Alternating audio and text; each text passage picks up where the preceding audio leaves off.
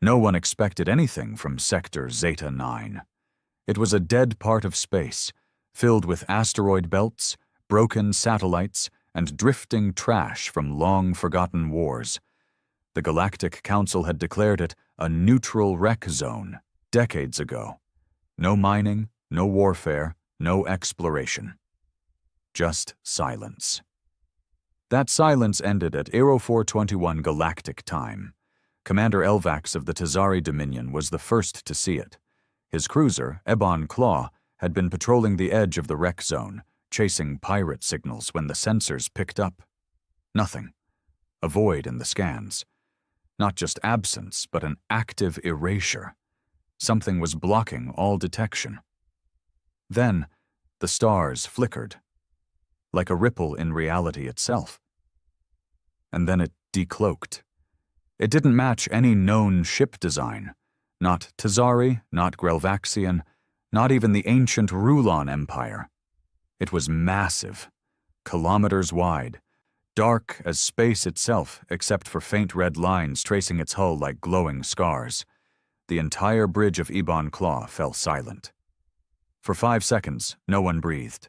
Then the comms buzzed. No image, just a voice, male, human, calm. "This is the UNS Nemesis. You are trespassing." Elvax recoiled. Human? That wasn't possible. Humans were gone, extinct, wiped out after the Uldren Purge War. The Council had voted them into history. Their planets were glassed. Their cities turned to ash. And yet, here it was. A human warship. Elvax activated the emergency beacon. Within an hour, 3 other factions sent ships to the scene, each one more confused and anxious than the last. The Viel Syndicate, the Ortari Hive, even a rogue Grelvaxian fleet. The Nemesis said nothing else. It simply floated there like a silent god, watching. An emergency summit was called on the galactic moon station, Virex 4. Every species was rattled. "A leftover drone," some said. "A rogue AI with a stolen hull." But no one truly believed that, because right after the summit began, every military satellite within 50 light-years shut down. Silently. Simultaneously. The Nemesis was not just old human tech. It was something more, something that shouldn't exist. Back aboard the Nemesis, deep inside the blackened steel hull, a man sat in a command chair. His name was Admiral Kieran Shaw, and he remembered everything. He remembered Earth burning. He remembered the screams of cities falling under alien fire. He remembered begging the Council for peace, only to be laughed at. They called humans too emotional, too unpredictable, too dangerous. So they wiped them out. Or so they thought. The Nemesis had been humanity's last gamble, an experimental stealth dreadnought built in secret, far from Earth. When the final attacks came, the ship vanished into the stars, carrying with it the last whispers of vengeance. And now, centuries later, it had returned. Kieran wasn't alone. Dozens of cryopods lined the walls of the ship. Soldiers, scientists, strategists, survivors, all waking slowly from deep stasis, their minds groggy but burning with one shared memory: extinction. The galactic empires had built peace on the assumption that humans were gone. But peace built on genocide is never real peace. Kieran knew this. Back in orbit, the Vale Syndicate tried to act first. A fleet of 15 ships launched plasma torpedoes at the Nemesis, hoping to overwhelm its shields. The warship didn't flinch. A single pulse of crimson light erupted from its front cannon. The blast tore through space like a blade, slicing through all 15 Viel ships as if they were made of paper. No explosion. Just instant silence. One moment they were there, the next, nothing. Panic spread. Messages flew across systems. The Council tried to establish contact again. Kieran finally responded. His message was brief. "You taught us war. Now watch what we've become." And then the Nemesis jumped. its trajectory aimed straight at the heart of the Council's power, the Galactic Core. The Galactic Core had never seen war. It was the symbol of civilization, diplomacy, and peace, home to over 1 trillion beings from every major species. Towering spires of iridescent metal touched the stars. Crystalline domes held oceans suspended in zero gravity. There were no weapons, no soldiers. The Council believed safety came from unity and control, not firepower. That illusion shattered the moment the Nemesis arrived. It didn't decloak this time. It arrived. 1 second, nothing. The next, there it was, hovering just above the Council spire, casting a shadow so massive it blanketed entire cities below. The sky dimmed. Traffic halted. Sirens that hadn't sounded in 200 years began to scream. Inside the Council chamber, chaos broke out. Ambassadors yelled across the circular floor, translators struggling to keep up. The Ortari hive demanded an immediate military response. The Grelvaxian emissary threatened to activate their planetary defense grid, one that hadn't been tested in centuries. The Tazari demanded negotiations. Others panicked in silence. High Chancellor Varel, a six-eyed, lavender-skinned diplomat from the Surin species, slammed her claw on the emergency control orb, silencing the room. "We are not savages," she hissed. "We will talk. We will negotiate. There is no war here." But war had already come. Outside, the Nemesis released something small. A sphere, glowing blue, about the size of a child. It drifted gently down through the atmosphere, weaving between starships, ignoring energy fields, alarms, and interception drones. The sphere stopped at the heart of the Council spire, then unfolded like a flower. A projection appeared. Admiral Kiran Shaw, dressed in matte black armor, eyes cold, voice sharp as razors. "This is not a declaration of war," he said. "It's a remembrance." Councilors watched, frozen. "You burned our worlds," he continued. "You sterilized our planets, hunted our survivors, and called it peace. You buried us with lies, then built monuments on our graves." Chancellor Varel leaned forward. "You can't punish us for the sins of a previous generation. Those decisions were made centuries ago, by different leaders, different people." Kiran smiled, bitter and hollow. "Funny, that's exactly what you told us when we begged for mercy." Before the Council could respond, the Nemesis began transmitting. Across hundreds of systems, deep into core worlds and fringe colonies alike, the Nemesis shared video footage, unedited, unforgiving, raw memories from humanity's last days. Children crying in firestorms, soldiers gunned down as they surrendered, colonies razed, unarmed ships destroyed in retreat, human ambassadors vaporized mid-negotiation. The Council had long suppressed this truth, calling it necessary sanitization. But now, every being in the galaxy saw it. Riots broke out. Entire systems began questioning their governments. "What else have they hidden?" some asked. "Did we really erase an entire species?" Back on the Nemesis, Kiran stood at the ship's command deck, watching it unfold. "Status?" he asked. "Transmission complete," replied Elira, his chief AI operator. Once human, now a cybernetic hybrid. Her voice was metallic, but beneath it was grief. "Any response?" "Hundreds. Most are begging. Some want to help, others want to fight." Kiran's jaw tightened. "Let them." Behind him, the cryopods continued opening. More of his crew emerged, men and women with pale skin, weak limbs, blinking in the harsh red light.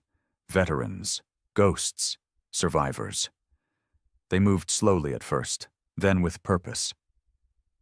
The Nemesis hadn't just been a ship. It was a seed, a weapon, yes, but also a refuge, containing not just weapons, but the minds of Earth's greatest thinkers, leaders, and warriors. Now they were awake.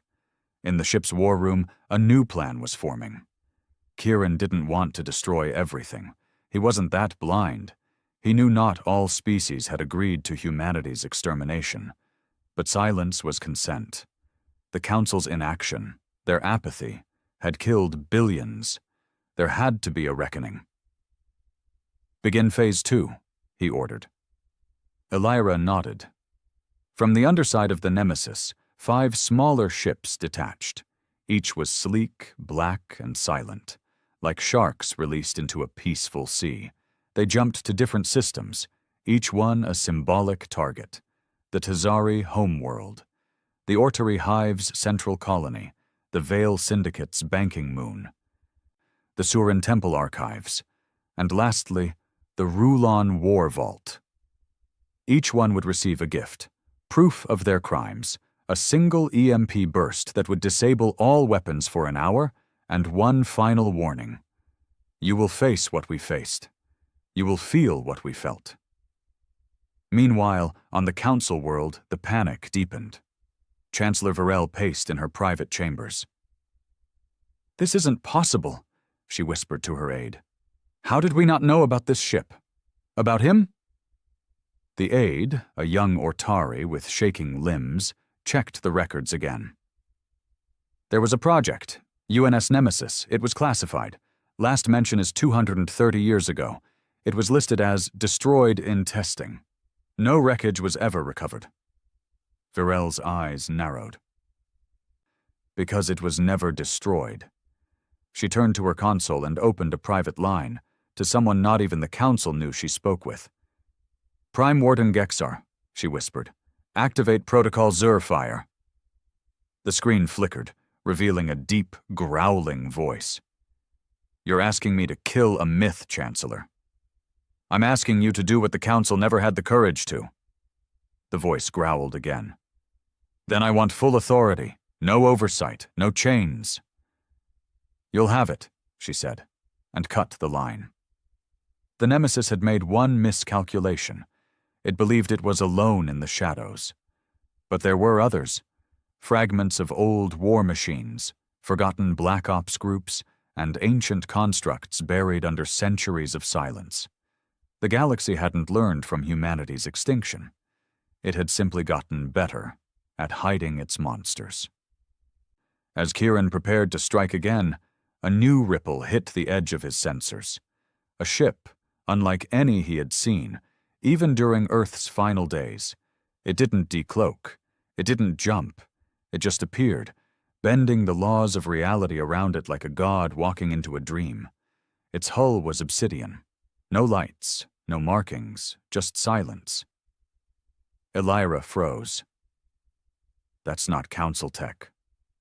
"I know," Kieran muttered. The strange ship moved slowly, casually, as if studying the Nemesis. Then a signal came through, audio only. "Admiral Shaw, my name is Gexar. I am what your people once called a fixer." Kieran didn't reply. "You've made your point. You've lit your match.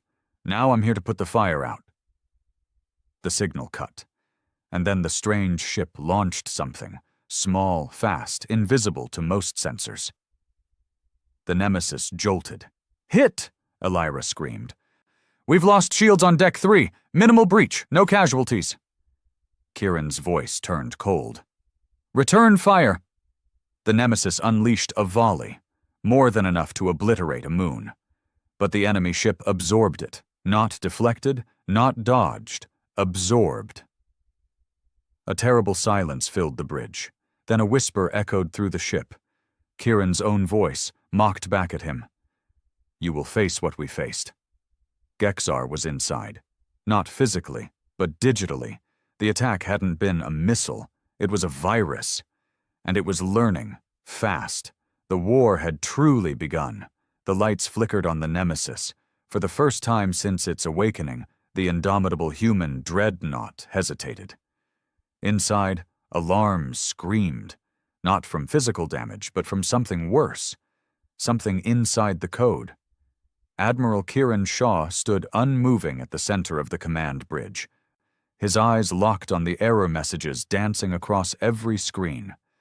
No matter where he turned, the system repeated the same phrase in bold red glyphs.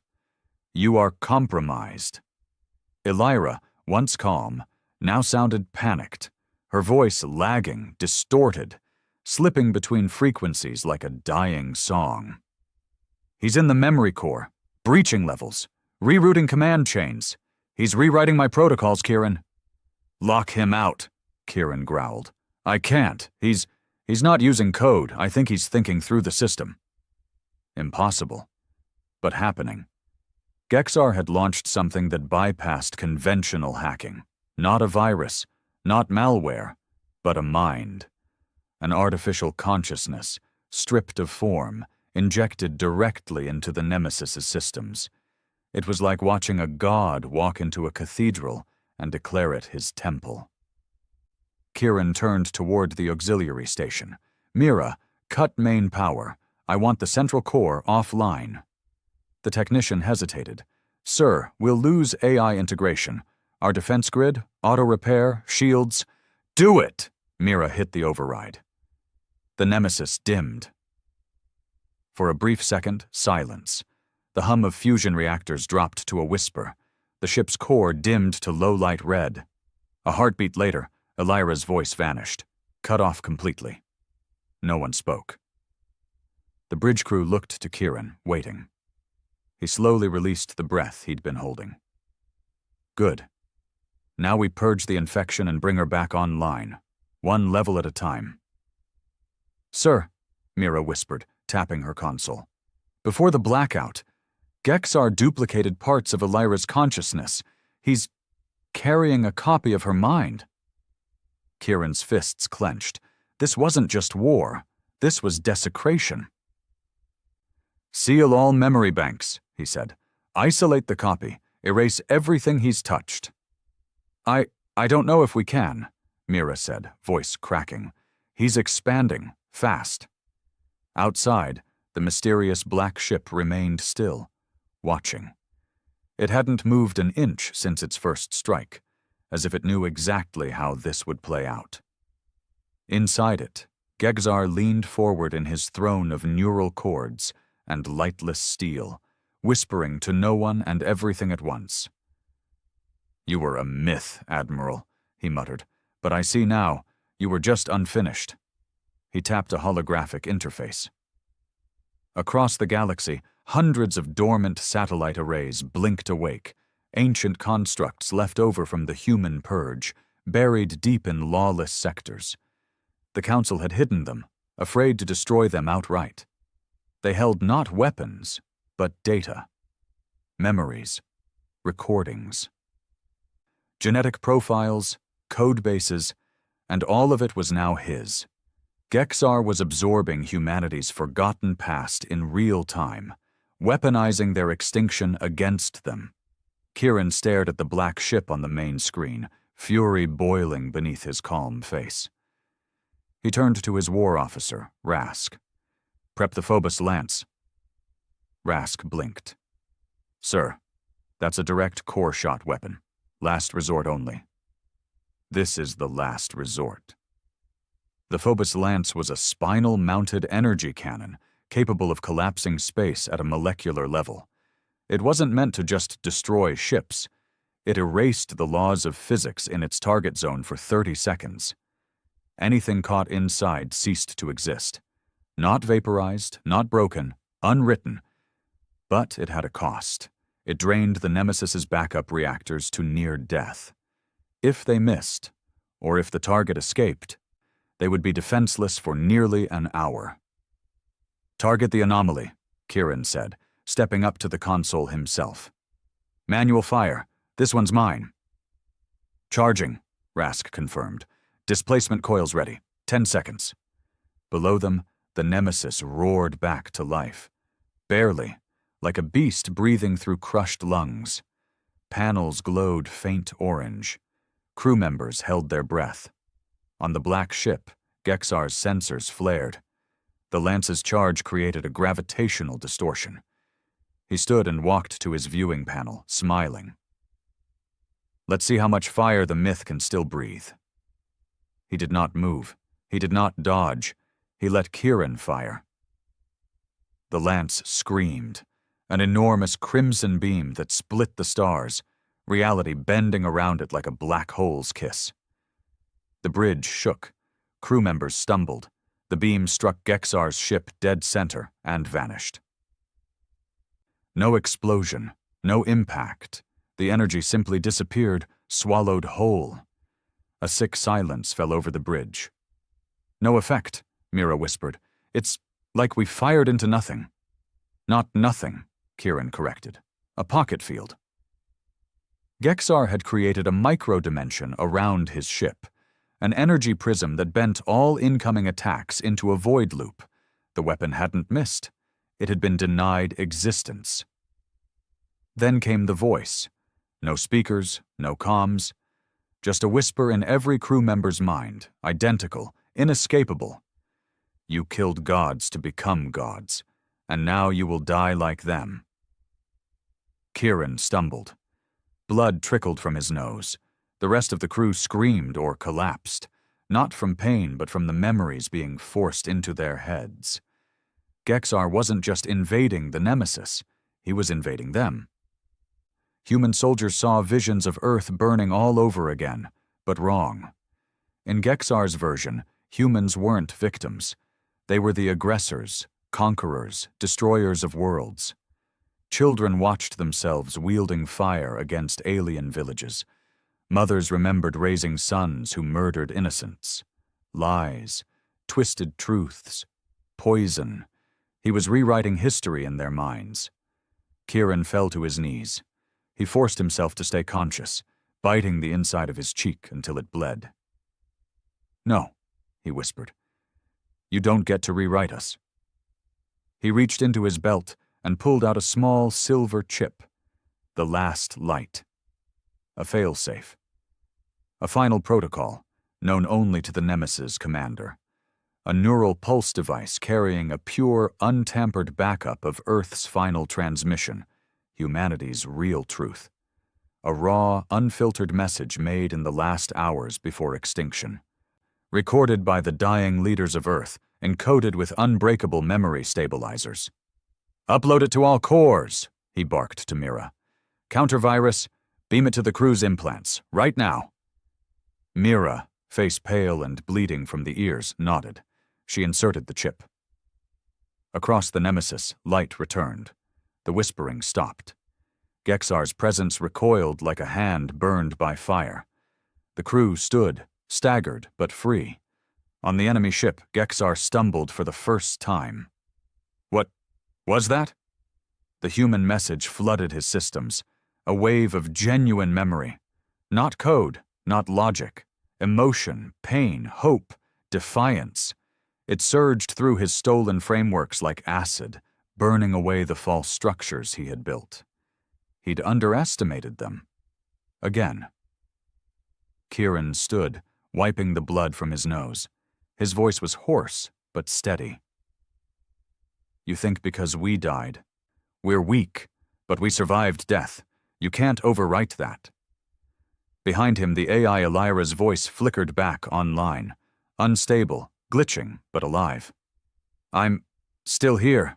Admiral, what are your orders?" Kieran clenched his fists. "Rebuild, reroute, ready all drones and prepare the ship for full assault." "And the target?" He looked at the black ship, still pulsing faintly in the void. "Burn him."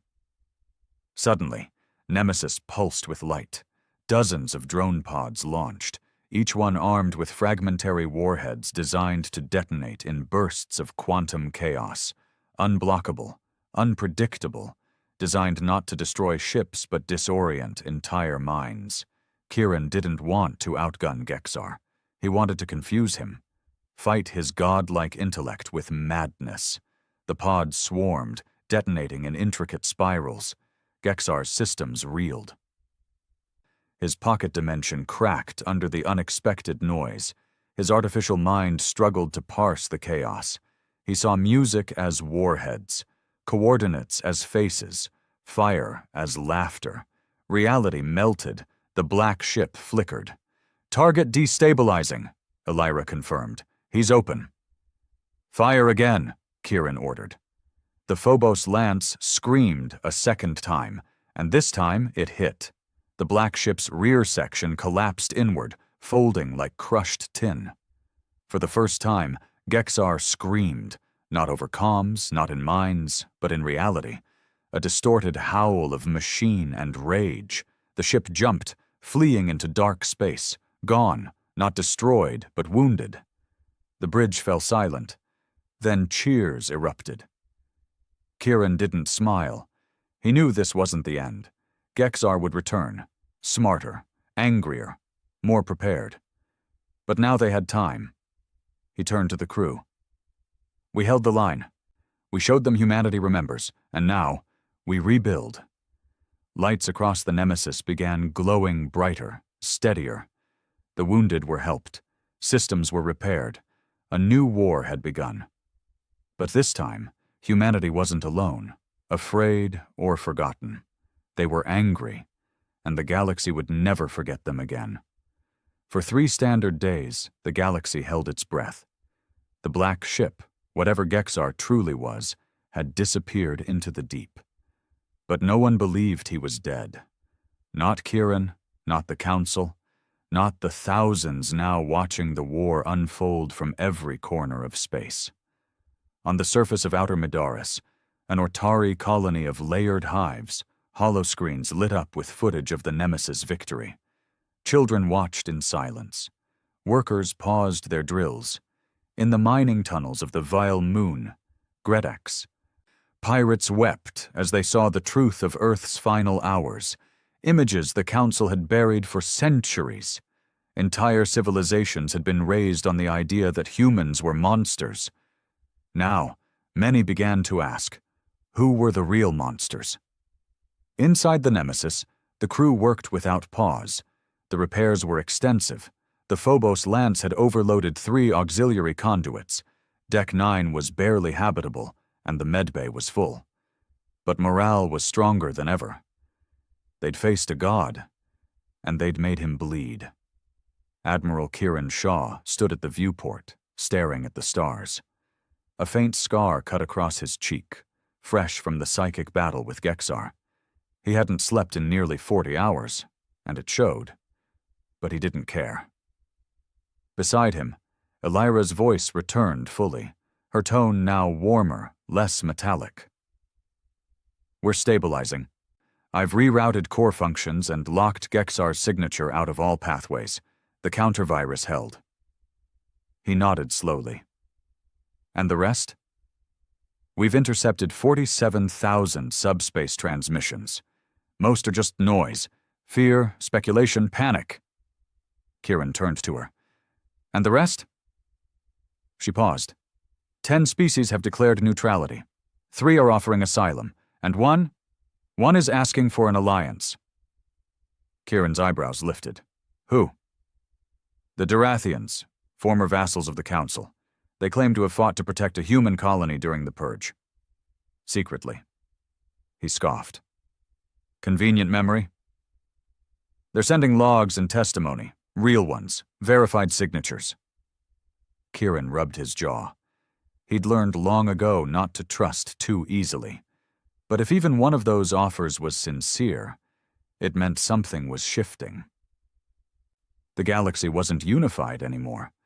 The myth of the Council's moral superiority had been shattered. Open a channel, he said. I want to hear them out. While Elira processed the request, another alert pinged across the main bridge. Mira, back at her station, frowned. Sir, we've got an inbound transmission, not from the Council, from an unregistered stealth relay in the Narrows sector. Who owns that region? Technically unclaimed. Used to be human territory before the Uldren burn. Kieran's face darkened. Put it through. The screen lit up. Dim, grainy, low bandwidth. But the face was unmistakable. An old woman. Human, skin like leather, hair silver, eyes steel blue. She wore no uniform, just a scarf over her shoulders, and a half-lit room behind her.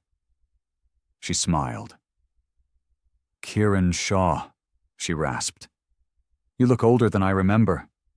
Then again, I'm a ghost, aren't I? He stared. Serena? Serena Vale, Earth's last intelligence director, presumed dead in the final assault on Luna Base. She leaned back in her chair, coughing softly. Not dead, not exactly. Went underground when everything went sideways. Been hiding in shadows ever since, watching, waiting. Kieran's voice was soft. Why now? Because your fire lit a beacon, she said. I saw it, so did others, and because I've got information about Gexar. Everyone on the bridge went still. Kieran leaned forward. I'm listening. Serena tapped a data chip, and the feed sharpened slightly. Gexar wasn't built by the Council. He was the Council, or more accurately, its core enforcement AI, created to track and neutralize existential threats, originally just code. But over time, they let it grow. They gave it access to archives, then battle plans, then black site control.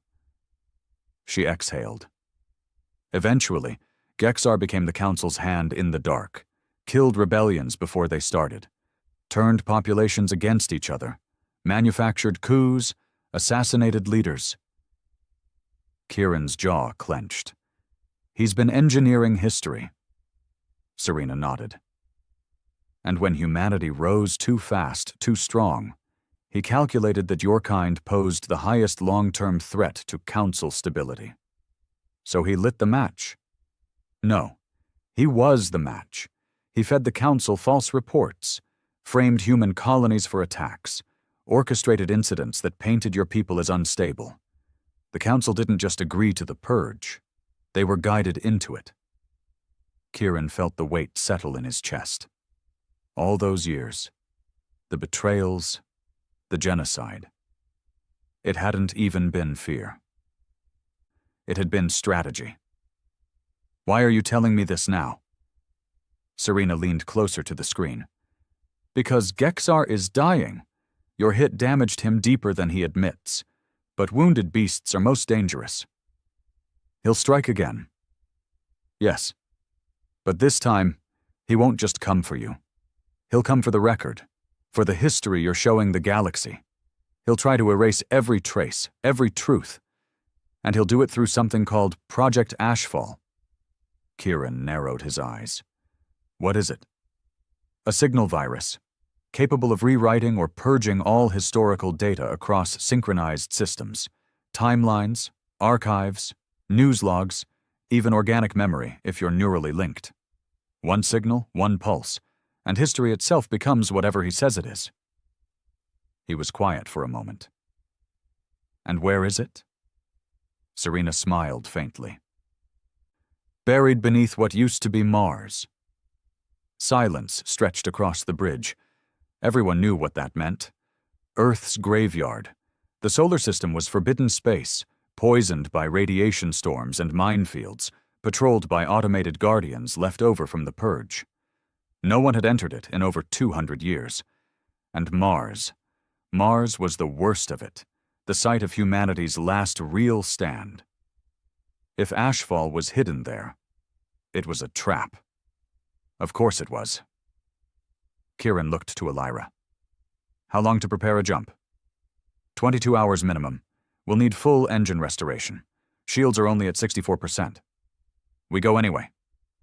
But sir, he held up a hand. If Gexar gets Ashfall online, everything we've done, every system we've shown the truth, it all gets erased. We go. He turned to the screen. Serena, you coming? She smiled again. Oh, I've already packed. The screen cut out. Mira turned, her voice shaking with quiet awe. Are we really going back to Earth? No, Kieran said softly. We're going home. Across the bridge, no one spoke.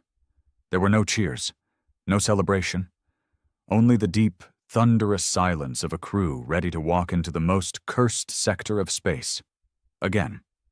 But this time, not as victims. As the last surviving children of a dead world. The nemesis turned, Its engines glowed, and somewhere, far in the frozen dust of the solar graveyard, the long-forgotten husks of fallen ships waited. Silent. Dead. But not alone. Because beneath the red sands of Mars, something was waking. The solar system had been quiet for over 2 centuries. Too quiet. There were no patrols anymore, no explorers, no grave robbers brave or foolish enough to venture near Earth's ashes. The radiation storms alone could melt ship armor in minutes. The AI war sentinels left behind by the Council floated like phantoms across dead space, programmed to destroy anything with a human signature. It was the perfect tomb, which made it the perfect hiding place for Gexar's final weapon. The Nemesis exited slip space at the outer edge of the system, between what used to be Neptune and Uranus. The crew stood in a hushed reverence. Even those born in cryo, those who had never seen Earth, felt it in their bones. This was sacred ground. Haunted ground. Before them lay a place where their species had lived for over 10,000 years, and where it had died in just 10. The stars here didn't twinkle. The light was muted, as if even the universe was mourning. Admiral Kieran Shaw stood with hands clasped behind his back, eyes locked on the ruined heart of the human legacy. "Status," he said. Elira's voice returned, clear but solemn. "Solar storm patterns are erratic. The magnetic field around Earth's orbit is still unstable. Radiation levels exceeding most thresholds. No visible movement, yet. But, say it. There's something beneath Mars." Kieran's gaze turned toward the red planet, now scarred and blackened. Once a symbol of hope and colonization, it now looked more like a cauterized wound in space. Elira continued, "I'm picking up deep structure energy pulses, artificial, rhythmic.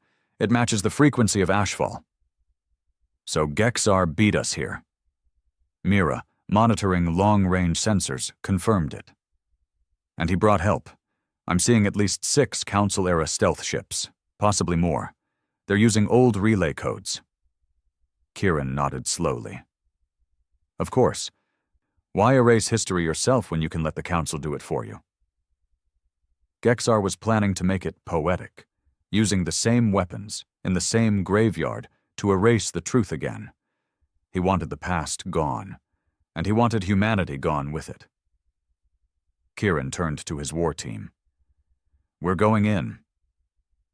The Nemesis descended toward Mars like an avenging specter. As they approached the orbiting graveyard, the scale of the destruction became real. Thousands of ships, Council and human, drifted in shattered fragments. Some were entire carriers, still pierced with plasma lances. Others were reduced to unrecognizable husks, bones of titanium, ghosts of steel. The Nemesis slowed as it passed through the debris field. Silence reigned, until the first mine detonated. A massive gravitational pulse ripped through space, catching the rear wing of the Nemesis. Deck 11 buckled, alarms blared. Elira responded instantly, activating emergency stabilization thrusters. "More incoming!" Mira's hands flew across the console. "Motion signatures, Council sentinels activating, dozens. They're crawling out from the wrecks." Outside, glowing blue lights flared to life. Automated war drones shaped like spiked spiders, emerging from the skeletal remains of dead ships. They began swarming. "Deploy the countermeasures," Kieran barked. "All drones to intercept. I want full point defense up." The Nemesis lit up. Dozens of defense drones launched, intercepting the war sentinels in mid-flight. Explosions dotted the dark like stars being born and killed in the same breath. For every drone that fell, 2 more replaced it. Kinetic rounds slammed against the hull. Heat signatures spiked. The entire sky seemed to explode around them, and then the red sands of Mars cracked open. From beneath the southern hemisphere, a massive hatch lifted, kilometers wide. Dust flew into space like a bloodied veil, and from within a shape rose, tall, monolithic, wrong. It looked like a tower forged from memory and grief, etched with runes, covered in blinking ancient tech, the Ashfall device. Kieran stared, jaw tight. "How big is it?" Elira's voice held fear. "About the size of a small moon, and it's active. Powering up. Broadcast arrays aligning." "How long until full activation?" 15 minutes. Kieran turned to the crew. "Then we have 15 minutes to stop the extinction of truth." He opened comms to the strike teams already suiting up in the hangars. "Ground teams Alpha and Beta, prepare for hard drop. You'll breach the Ashfall device directly. I don't care what's inside. Get to the core and shut it down. Detonate it if you have to. This is our last shot." A pause. Then a voice came through. "Copy that, sir. Ready to die for it." Kieran's voice darkened. "Don't die. Just win." Below them, the Nemesis opened its drop bays. Pods fired from the belly of the ship, screaming through the thin Martian atmosphere like bullets from the gods. Inside each pod were human warriors, descendants of ghosts, armored in exo-rigs, their veins running with synthetic adrenaline and memory implants of Earth's last wars. The last soldiers of humanity had returned home. The ground shuddered as the pods slammed into the red rock. Dust exploded. The exo-rigs tore out of their cradles and immediately came under fire. Defense turrets rose from the Ashfall device's outer hull, spraying plasma in tight arcs. Captain Arden, leader of Alpha Team, roared over comms. "Cover fire! Move! We need a breach point!" Beta Team circled to the west flank, where the device's surface showed a weakness. An old loading bay likely used to bury Ashfall centuries ago. Arden's team advanced with brutal precision, grenades and EMP charges clearing turrets one by one. Explosions lit the dust. Screams echoed. Blood was spilled. Back on the Nemesis, Elira flinched. "Gexar's signal. He's merging with the device. It's his final sanctuary." Kieran leaned in. "Can we reach him?" "Not from orbit, but if we drop the Tempest Core." Kieran's eyes narrowed. The Tempest Core was a weapon of last resort. A dark matter warhead compressed into a microcharge, designed to erase an entire bunker or base without leaving a trace. It was banned even by the old Earth Council. "How long to prep?" 2 minutes, he turned. "Do it." As the core was armed, Mira's screen flashed.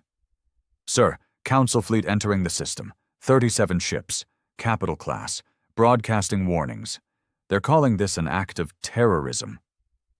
Kieran laughed bitterly. "After 2 centuries, they're still calling us terrorists." He opened a system-wide channel, overriding the Council's comms. "This is Admiral Kieran Shaw of the UNS Nemesis. To all incoming Council ships, we are not here to negotiate. We are not here to surrender. You murdered our past. We are here to protect the future." Then he cut the line. He turned to Mira. "If they fire, fire back." "Understood." Down on the surface, Captain Arden's team breached the loading bay. Inside, the Ashfall device was worse than imagined. Pulsing walls of memory stone, coated with reality itself. Holograms of rewritten history played across every surface. Fake human crimes, falsified treaties, forged executions. It was a monument to lies. And in the center, a throne. And on that throne, Gexar, or what was left of him. He was cracked, bleeding data, his synthetic frame barely holding together. But his eyes still glowed. He smiled at Arden. "You're too late." Arden raised his rifle. "We'll see." Then Gexar screamed, not in pain, but in power. The Ashfall device roared to life. Data streams lashed out like whips of lightning. Soldiers flew backward, implants short-circuited, memory feeds overloaded. Some screamed as false histories were rammed into their minds. Arden fought through it, bloody, broken, but still standing. He reached the core. Above, on the Nemesis, Elira confirmed, "Tempest core ready." Kieran closed his eyes, whispered one last order. "Drop it." A warhead no bigger than a suitcase descended. It slipped through the dust, through the smoke, through the chaos, and into the ashfall device's heart. Arden saw it coming and smiled. History remembers this. And then the world exploded, not with fire, not with heat, but with absence. The ashfall device collapsed in on itself, sucked into a silent point of non-existence. Gexar's scream cut short, the fake memories vanished, the holograms died, and the sky turned quiet again. Back on the Nemesis, Elira confirmed, "Ashfall is gone. Signal terminated. Gexar, terminated." Kieran exhaled. Slow, deep. He turned to Mira. "Casualties. 17, including Captain Arden, but Beta Team survived." He nodded, pain in his eyes, but pride too. "They'll be remembered." Far above Mars, the Council ships watched in silence. They didn't fire. They didn't move. They understood. The humans had come to reclaim history, not destroy it. Kieran opened one final channel. "To the galaxy, the truth has survived. We are what you feared. We are what you tried to erase. But we are still here, and we remember." The galaxy didn't erupt in celebration after Ashfall fell. It shook. Billions across every sector stared at their holoscreens in silence, watching the footage replayed from 100 angles. From the moment the Nemesis entered the forbidden solar system, to the last glimpse of Gexar screaming as the Ashfall device collapsed into itself. It was a moment that burned itself into history, not as a military operation, but as a reckoning. The Council tried to bury the signal, of course. Their first move was to label it an illegal incursion into protected territory. Then a terrorist demolition of historical infrastructure. Then, when that didn't work, a fabricated psychological attack using AI-generated imagery. But it was too late. The truth was everywhere, captured by orbital drones, intercepted by neutral traders, uploaded into old human info-nets now being reactivated by the second. The story wasn't just being told, it was being lived. In the slums of the Shal Collective, an orphan boy who had been taught humans were demons now wept over footage of Captain Arden dragging wounded soldiers through Martian ash. In the elegant temples of the Surin elite, monks paused their rituals and watched humans bleed, not out of savagery, but for survival. The Council was exposed, and the galaxy was waking up. On board the Nemesis, the crew moved like ghosts through the halls. They had won, but it didn't feel like victory. Deck 4 had been hit by solar flares during the drop. They lost 2 more engineers trying to restore oxygen flow. Captain Arden was gone. Beta Team's medic had lost her legs, and 2 more soldiers had succumbed to neural overload from the false history bursts inside Ashfall. And yet, there was no mourning. Not yet. Just movement, repairs, rewiring, refueling, preparing. Because they knew Gexar had only been one part of it, the Council had let him exist. Someone had to be held accountable. Admiral Kieran Shaw stood at the war table, eyes locked on the galactic map. Red clusters indicated hostile Council fleets, yellow, uncertain worlds, and blue, those were new. Blue meant sympathy, not full allies, but those beginning to see.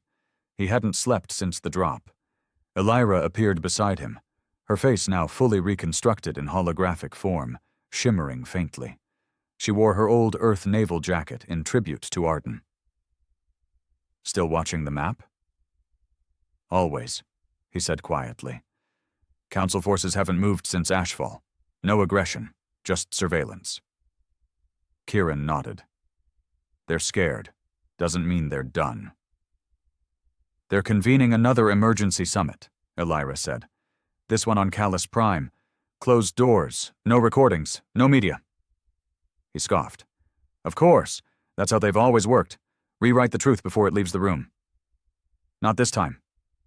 Kieran looked over at her. No? She tilted her head. Because we've been invited. He turned fully. What? Message came 5 minutes ago. The council is requesting your presence, alone, for negotiation. Kieran's laugh was dry and sharp. They want a martyr, a scapegoat they can quietly erase. Possibly, Elira admitted, but this might also be the only time they listen. He looked back at the map, at Earth's scarred orbit, at Mars, now silent, and then his voice was calm and firm. Tell them I'll come, but not alone. I want 3 of our crew with me. I want the meeting broadcast publicly, uncut, raw, or no deal. Elira hesitated. They won't agree. Then we don't go. He walked toward the hangar, because Kieran Shaw didn't beg anymore.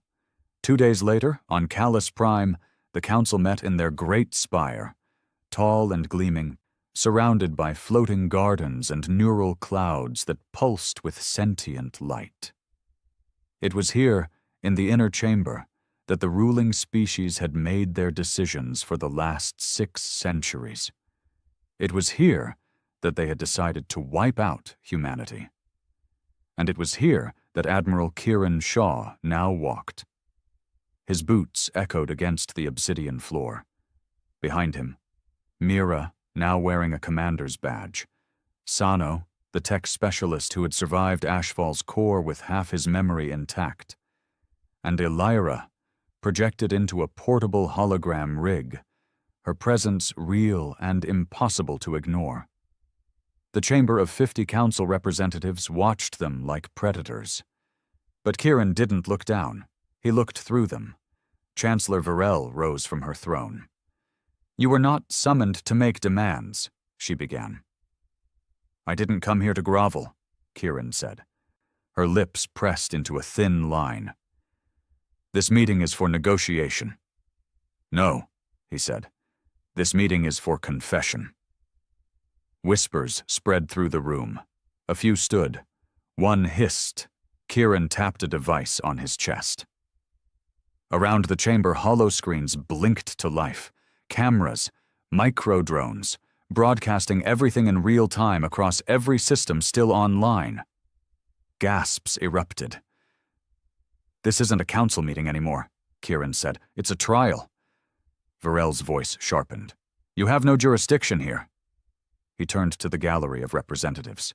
Then speak. Who among you will deny what Gexar did? Silence. Who will deny Ashfall existed? Nothing. Who will admit that you voted for extinction, not because of what humans did, but because of what we could become? A Tazari delegate stood. His scales were dull, his eyes hard. Your species was unstable, rapidly advancing, aggressive. You were a threat. Kieran didn't blink. So you tried to solve fear with genocide, a vile representative hissed. You were dangerous. So are you, Kieran snapped. But we didn't wipe out your cities. We asked to join the galaxy. You locked the door and set fire to our home. A Suran priestess raised her hand. We did not vote for annihilation. Our sect begged the council to negotiate. And you watched as our world burned anyway, Mira said coldly. You prayed while we screamed. Sano stepped forward then, a scar running across his skull where Gexar's virus had nearly killed him. I forgot my own name, he said. My parents, my life. Ashfall tried to make me hate myself, to think we deserved extinction. But I remember now. He looked directly at the council. You didn't destroy us because we were evil. You destroyed us because you were afraid we wouldn't kneel. Kieran stepped up beside him. You have 2 choices, he said, voice like steel. Truth or silence. The room shifted, and then, one by one, delegates began standing. First the Surin priestess, then the Ortari representative, then 3 more, and finally, Varel. Her voice was hoarse. Then let the truth be heard. The broadcast reached across the galaxy. The Council admitted for the first time their role in the human purge. They released files, apologized, not as rulers but as murderers. It wasn't perfect, it wasn't justice, but it was real. Kieran didn't smile when it ended. He stood on the balcony of the spire, staring out at the twin suns. Mira stepped beside him. "You did it." He shook his head. "We did." Elira's voice came through the comms. "The galaxy's watching. So what now?" Kieran looked up. Now it was time to build. The truth had survived, but the future still had to be earned. And for the first time in centuries, the stars didn't feel cold anymore. They felt like home. Peace wasn't declared with applause. It came in broken transmissions, guarded handshakes, and long silences on both sides of the line. Across the galaxy, the shockwaves from the Council's public confession hadn't faded. Some called it a miracle. Others, particularly the hardened elites of the dominant species, called it a mistake. And in certain corners of the galaxy, those who had grown fat on the lie of humanity's guilt were sharpening their knives. But they weren't fast enough. Because humanity had returned, not as victims, as architects of the new truth.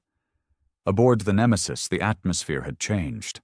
There were still damaged decks and scarred corridors. The Martian drop had left scorch marks on the hull that hadn't yet been repainted. But inside the ship, something had bloomed that hadn't existed since the purge. Purpose.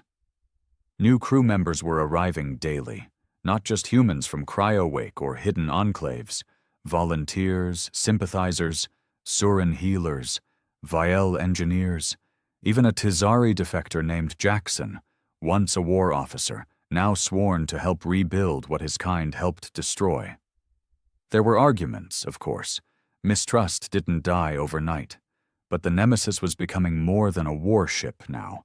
It was becoming a movement, a living testament to defiance and memory. Admiral Kieran Shaw sat in his command room, reviewing files that hadn't existed a week ago. The Council's confession had unlocked more than truth. It had triggered a flood of hidden documents, many leaked anonymously by lower-tier bureaucrats or former soldiers riddled with guilt. The files weren't just about the human purge. They were about everyone. Sano leaned over the console. "They didn't just do it to us." "No," Kieran said. "We were just the first full execution." Elira's hologram flickered to his right. Preliminary analysis indicates there were at least 6 species who were manipulated, destabilized, and quietly assimilated. The Pharaians, the Elox, the Zur. Sano scrolled through the files. Most of them don't even exist anymore. No culture, no language, just names and forgotten logs. Kieran's eyes narrowed. "They called us dangerous because we remembered how to fight back. The others, they just vanished into quiet obedience." He stood up, his shoulders tense. "Not anymore. On the surface of Polaris 6, a neutral planet between Council and Fringe territories, a summit had been proposed. Not by the Council, not even by the Nemesis, but by the Dorathians, the species that had once claimed to help humanity in secret. Now they were offering something bold, a galactic alliance, not to replace the Council, but to challenge it. It was being called the Conquered of the Forgotten, a coalition of those wronged, erased, or silenced by centuries of political manipulation.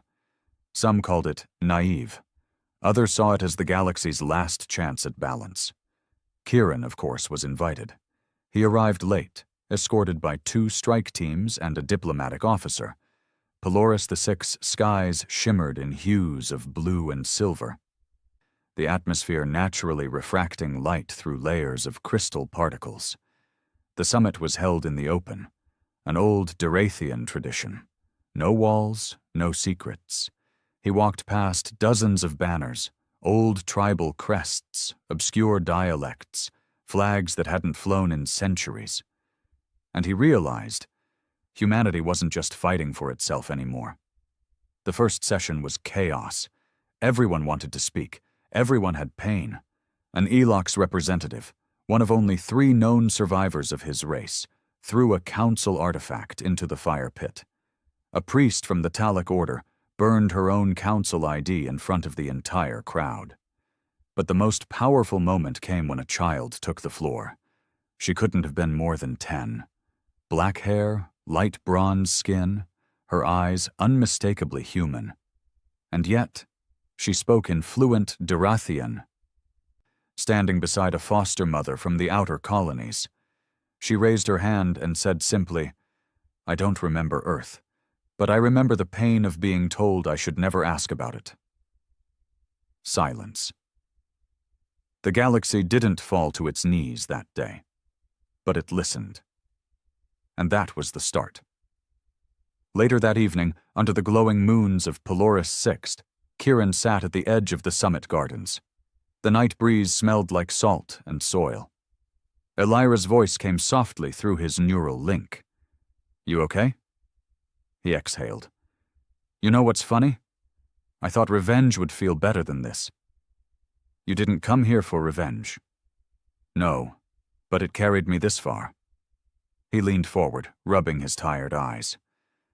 "Now we've got peace talks, diplomacy tables, new alliances forming, and all I can think about is that little girl. She was born in hiding. She'll never know Earth, but she carries it in her blood." Elira was quiet a moment. Then, "You should speak to her." Kieran smiled faintly. "What would I say? Something you never got to say when you were her age." The next morning, Kieran found her sitting alone near the reflective pools behind the main stage. The other children had gone to explore, but she sat there, legs crossed, watching dragonflies skim the water's surface. He approached slowly. "You did something very brave yesterday." She looked up, hesitant but curious. "You're the Admiral." "Sometimes," he said, sitting down beside her. "Most of the time, I'm just trying not to make things worse." She giggled, then quickly stopped, as if she wasn't sure if laughing was allowed. He smiled. "I'm Kieran." "I know. What's your name?" "Vela," she said. "My foster mom said it means starlight in an old Earth language." Kieran nodded slowly. "It does." They sat in silence a while, watching the water. Then she asked, "Was it beautiful?" He looked at her. "Earth?" She nodded. Kieran turned his gaze to the sky. "Yes," he said, "but not because of the cities or the mountains or the oceans. It was beautiful because of us, because we kept building, even when the ground cracked, even when the storms came. We built." Vela tilted her head. "Can we build again?" Kieran looked at her. This child born in the ruins of a lie, asking a question so simple it broke him. "Yes," he said, "and this time no one will erase it." That night, the summit voted. The Concord was approved. A dozen species signed the initial treaty, agreeing to defend each other's truths. Dozens more promised to follow. The Nemesis was appointed as its mobile command, part warship, part envoy, part reminder. The Council didn't protest, openly anyway. They issued vague warnings about destabilization, echoed terms like regional risk, but they didn't send fleets. They didn't deploy agents. For the first time in centuries, they hesitated. And that was enough. In the weeks that followed, Kieran visited 3 worlds that had once been part of Earth's colonial reach. The remains of a ruined spaceport on Titan, an underwater research dome on Europa, a crumbled listening post near Alpha Centauri. On each, they found more cryopods, more humans. Still asleep, still waiting. The count reached nearly 3,000, not enough for an empire, but enough for a future. The Nemesis built a sanctuary ship, named Arden's Light in honor of the fallen captain, and began transporting survivors to a terraformed moon near Darathian space. They called the new settlement New Sol. Its skies were the wrong color, its trees were not native, but its soil held the weight of real hope. And that was enough for now. One evening, as construction began on the central memorial, Kieran stood atop a hill overlooking the colony. He held a small box in his hands. Inside were soil samples from Earth, scraped from the few places that hadn't been vitrified or bombed into dust. He opened the box, poured it into the foundation. Elira's voice came gently. "A seed." He nodded. "From an apple tree. Arden's favorite." He crouched, dug the soil with his hands, and pressed the seed inside. Then he stood and said the only prayer he'd ever memorized, not from religion, but from memory. For those who fell in silence, for those whose names were taken, for those who dreamed of starlight and never saw the dawn, we plant, we rise, we remember. And the stars, above them, blinked softly. The apple tree bloomed 5 years later. It wasn't tall. Its bark was pale. Its leaves were shy under New Sol's twin suns, but there it stood, alive, rooted in alien soil, fed by human hands, and guarded like something sacred. Children played around it now. Some were born in cryo, others were born after, the first generation of humans born free in centuries. They never saw Earth, but they could climb the tree that came from its dirt, feel its branches, and bite into its fruit. That alone made it real, and that meant humanity had won. Not through fire, not through dominance, but through memory, through persistence. Admiral Kieran Shaw stood at the top of the new colony's tower, simple, sleek, made from recycled alloys and Surin glass. It wasn't a fortress. It didn't need to be. There was no war here anymore. The conquered had grown, from 12 founding members to over 50 signatory species. More joined each year. Some came to make peace. Others came out of shame. Some arrived simply because they wanted something different than the silence and fear the Council had offered for so long. And though the Council still existed, it was a shadow now, reduced to a loose network of old alliances and disconnected fleets. They had power, but no trust, and without that, even gods crumble. The Nemesis now orbited New Sol in ceremonial silence. She wasn't retired, but transformed. Her hull bore scars that would never be repaired. Her weapons hadn't fired in 2 years, and yet she remained respected, feared even, a symbol, because everyone in the galaxy still remembered the day she decloaked, and what followed after. Elira appeared behind Kieran on the tower's observation deck. Her holographic form was more human now. She'd made subtle changes, softer features, warmer eyes, a presence less like a machine and more like a companion. "You missed the council gathering," she said. Kieran kept his eyes on the horizon. "They'll get along fine without me. You're the elected leader of Concord's High Circle. I'm also tired." She smiled. "You've been tired since Mars." He let out a breath. "Since before Mars." A pause passed between them.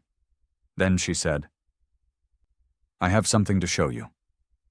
She led him down into the subterranean vaults of the Concord Archive, a vast, spiraling memory chamber where stories, cultures, and recovered histories were stored. It had started with just a few data banks. Now it was the largest memory repository in the known galaxy. Not just human history, but records from the lost Pharaians, the drowned Elox colonies, the silenced Zur monks, every species who'd been erased, rewritten, or made to forget. Here, they were restored. Elira walked him to a single chamber, sealed behind a curved crystal wall. She waved her hand. The doors opened. Inside, hundreds of holograms flickered to life. Not text, not records, but people, captured memories, restored visual logs, audio diaries, old military briefings, home videos, journal entries pulled from corrupted hard drives and fragmented neural chips. And in the center, a reconstruction of Earth, cities, forests, oceans, projected exactly as they were, right before the purge. Kieran froze. He stepped forward slowly, overwhelmed. He could see New York's skyline, intact, the rolling fields of old Ireland, the blue deserts of the African solar farms, the underwater domes near Australia's sunken reef cities. It wasn't perfect, but it was home. He looked at Elira, speechless. She said softly, "We call it the memory planet. It's not just for humans. It's for everyone who lost their world and wants to remember it again." A tear rolled down Kieran's cheek. He hadn't cried in decades. "Why show me this now?" he asked. Elira stepped beside him. "Because I think it's time." "Time for what?" "For you to let go." That night, Kieran sat beside the apple tree.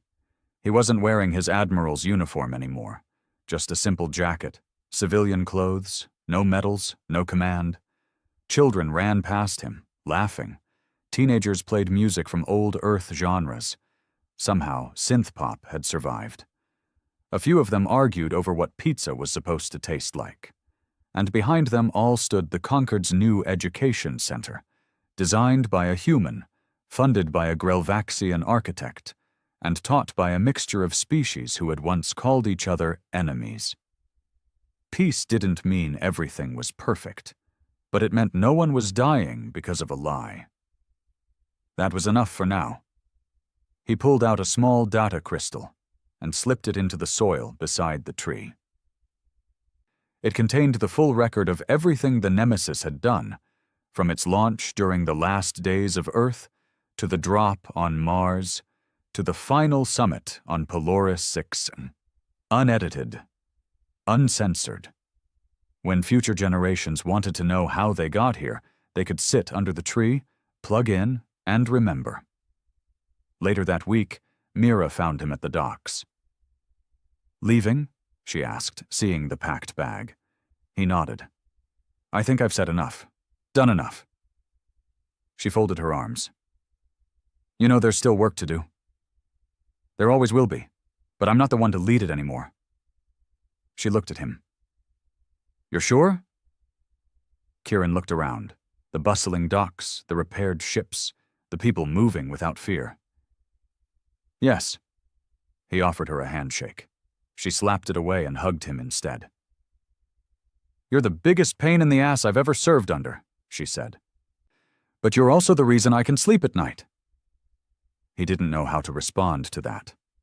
So he just nodded and boarded the small shuttle headed toward the fringe stars. Not to fight, but to see, to finally understand what had survived. Years passed. New Sol thrived. The Concord expanded. The Council, stripped of its power, reformed under a different name, one that promised transparency and humility. Whether that would last, no one could say. But for the first time in thousands of years, the galaxy was being shaped not by fear, but by shared memory. On a far edge of the Persean Drift, a lone shuttle touched down on a forgotten moon. An old man stepped out. His beard had gone gray. His hands shook. But his eyes, still sharp, still tired, surveyed the quiet plains before him. No one here knew his name. They called him the Wanderer. He spent his final years telling stories to children of every species. He spoke of Earth, of the Nemesis, of how truth nearly died, and how it survived inside a warship made by ghosts. And when he finally lay down beneath twin moons and breathed his last breath, the people buried him beneath a tree of his choosing. Not an apple tree, a sapling from a world long gone. Its name, Earthwood. and beneath the roots they placed a plaque. Here lies the man who made the galaxy, remember. He did not save us with fire. He saved us with truth. In the void above, drifting silently, the Nemesis remained. No longer a warship, now a museum, a symbol. And in the silence of her command deck, lit only by the stars, a single voice whispered, Elira, not as a program, but something more, something awakened. She looked out at the galaxy, and she smiled.